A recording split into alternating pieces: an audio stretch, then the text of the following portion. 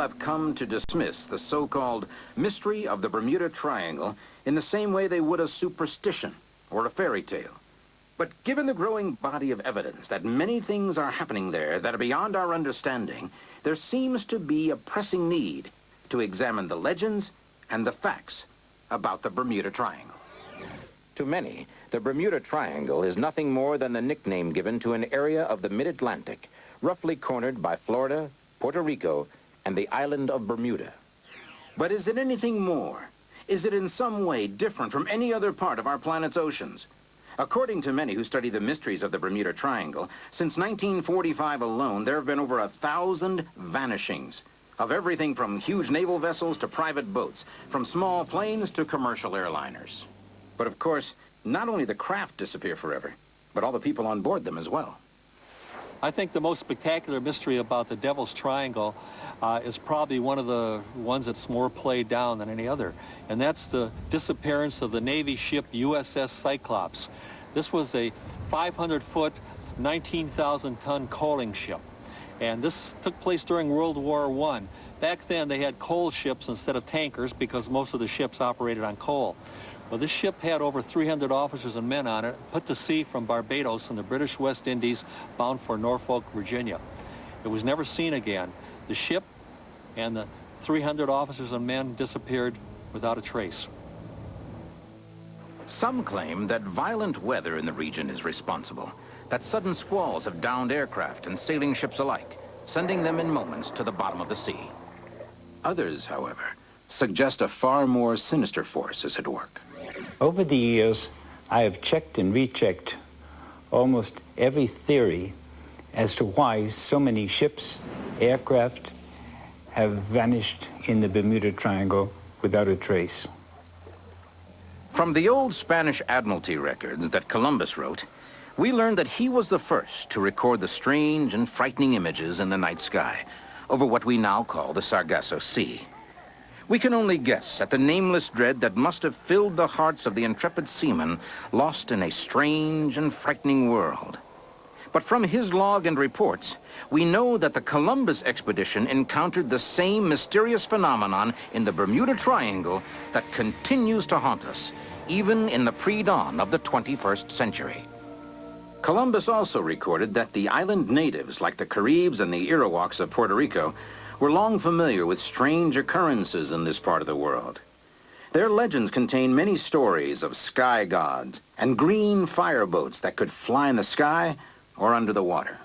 One of the most famous lost aircraft cases is that of Flight 19, 5 aircraft that vanished together shortly after World War II. It is also the story that many believe gives us the first clue linking the Bermuda Triangle to UFOs. It began routinely enough on December 5th, 1945. An advanced training flight was scheduled for takeoff at 1400 hours. 5 pilots and 10 crew members were scheduled to go up. Ironically, their course was to be a simple triangle with an expected flight time of 2 hours. The flight leader was Lieutenant Charles Taylor, an experienced combat pilot with over 2,500 hours of flying time. Flight 19 had completed the first leg of the flight plan and turned north. Suddenly, all of the aircraft began experiencing problems with their instruments. This is Foxtrot 28, calling Foxtrot 36. My instruments have gone crazy. My instruments are malfunctioning too. Where are we? Some 40 miles away, Lieutenant Robert Cox, a training instructor, picked up their transmissions, but for some reason they couldn't hear him. Cox called the base station in Fort Lauderdale, which had lost contact with Flight 19, and immediately emergency procedures went into effect. Base operations continued to receive Lieutenant Cox's transmissions, which told them Flight 19 was lost and disoriented, but they could not get through to Taylor or any of his pilots. Ham radio operators up and down the coast were also tuned into the lost flight and monitored their frequency. Then, as night fell, one of them caught the last words to ever be heard from Flight 19. Don't come after us! They look like... What could Lieutenant Taylor have seen that caused him to insist that no one try to rescue Flight 19? Meanwhile, according to Berlitz, a huge search and rescue mission had already been launched. But then the first plane to respond to the emergency, a giant Martin Mariner with a crew of 13, disappeared from radar. In the end, Flight 19 and the Martin Mariner, 28 men in all, disappeared without a trace, as if they had passed through some window into another dimension. According to Berlitz, the Naval Board of Inquiry attributed the disappearances to malfunctioning navigational equipment that caused the planes to run out of fuel far out at sea. But is it really possible for this to happen to all 6 planes simultaneously? Berlitz goes on to say that one member of the Board of Inquiry was quoted as saying Flight 19 had vanished as completely as if it had flown to Mars. Could that remark, in fact, be very close to the truth? Few people would deny that many strange and unexplainable events have transpired in the Bermuda Triangle. But is there evidence to support the stories of UFO activity? UFO activity different from that observed in any other part of the world? Sightings of UFOs are quite common in the Bermuda Triangle, as well as reports of persons kidnapped by alien beings. There have also been numerous accounts about disc-shaped UFOs under the water in the same way as they perform in the air.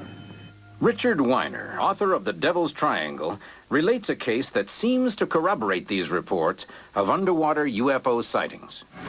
He tells of a charter boat operator named John Carpenter and of his remarkable experience in the Bermuda Triangle. Carpenter apparently saw 2 UFOs exploring the water with some sort of projecting energy beam. Carpenter then saw exactly what so many others had reported seeing. Carpenter's experience would seem to confirm that whatever is going on in the Bermuda Triangle goes through the water or through the air with equal ease. It isn't just beams of light or beams of energy that punctuate the puzzle of the Bermuda Triangle. There is also some sort of fog or mist, and it seems to have a variety of peculiar effects on ships and planes. Einstein said the Bermuda Triangle could be a cosmic doorway leading to a different time and space continuum. Do UFOs have the key to that door?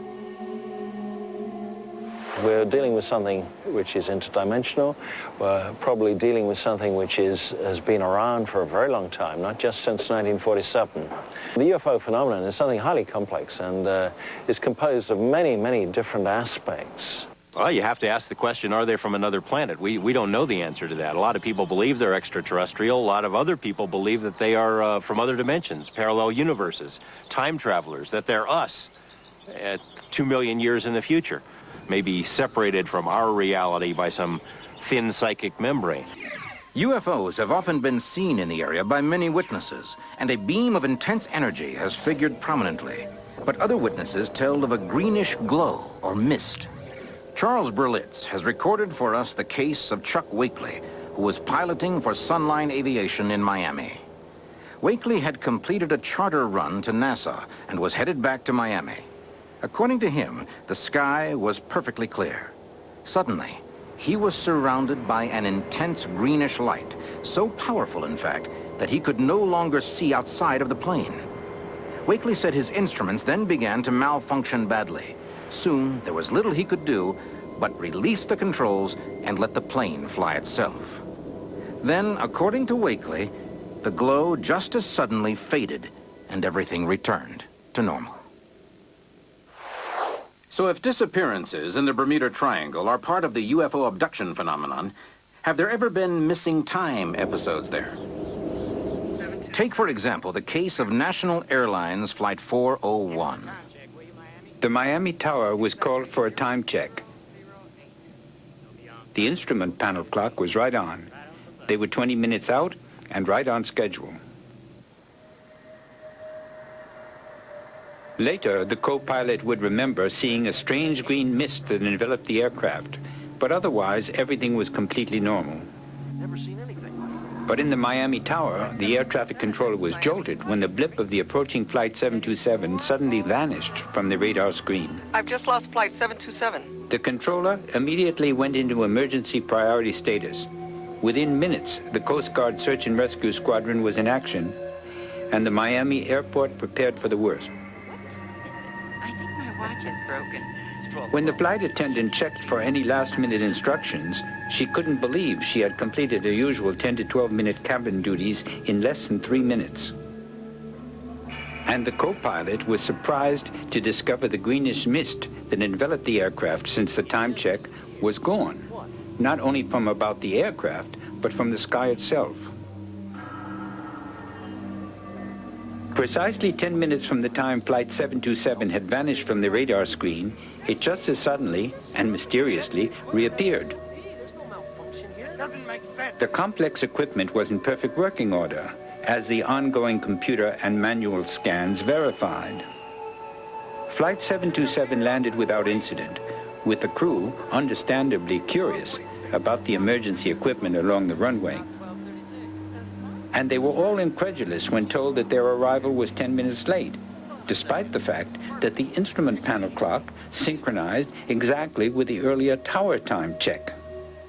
It was now, along with every one of the crew's watches, 10 minutes slow. And what of that green fog? Could it somehow identify the doorway into another time? Captain Don Henry tells us of his terrifying encounter. We were coming back from Puerto Rico on the good news, with a tow of 2,500 ton on 1,000 feet of 4-inch hawser. Beautiful weather. You wouldn't want for a nicer day anywhere. I was enjoying some downtime in my cabin when the electric started acting up. We checked the whole system. Generators, breakers, shunts, just fine. Nothing wrong below. But topside, there weren't anything right.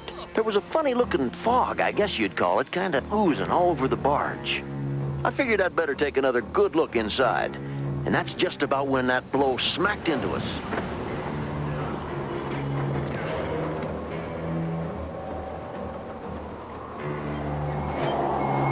"25 years at sea, I never saw the likes of that squall. It come out of nowhere. All our instruments were going crazy. Compass, radio, radar, engine monitors, absolutely berserk. At first, we was just worried about losing the tow. But then we started getting worried about our own skins. We were redlined at 850. Big twin 2,000-horse EMV diesels churning up green water, and we couldn't make a foot of headway. Something had a hold of us and wouldn't let go. Then just like that, the squall was over. We set the automatic pilot to go check damage, and we haven't lost no rigging or deck gear. But then what I saw gave me goosebumps all over. A half-ton of hawser stiff-stretched after the fantail, and not a thing connected to the bitter end. When we got her hauled in, you could see there was no eye splice, and the line wasn't raggedy like it had parted. No, sir. Looked like it had been whacked off with a fire axe, and there was a bone-aching chill in the air. Yet the rails and fittings were hot enough to give you a smart burn. We had a narrow escape from whatever took hold of us out there. A half-ton of tow rope stretched out to nothing, and the barge was simply gone. Could aliens actually be controlling events in this part of the world?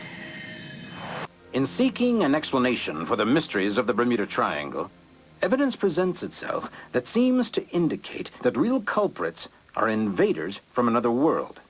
But is this the only possible explanation? The blue holes in the ocean apparently have the quality of swallowing things that fall into them more quickly than other parts of the sea. It is a curious fact that no debris has been found from the ships or planes which have disappeared in the triangle. It has even been suggested that for some reason it has been important to take ships and planes intact to somewhere else. About once a year, some salvage crew will claim they found one of the missing TBM Avenger torpedo bombers. The most recent one took place right off Fort Lauderdale a few years back.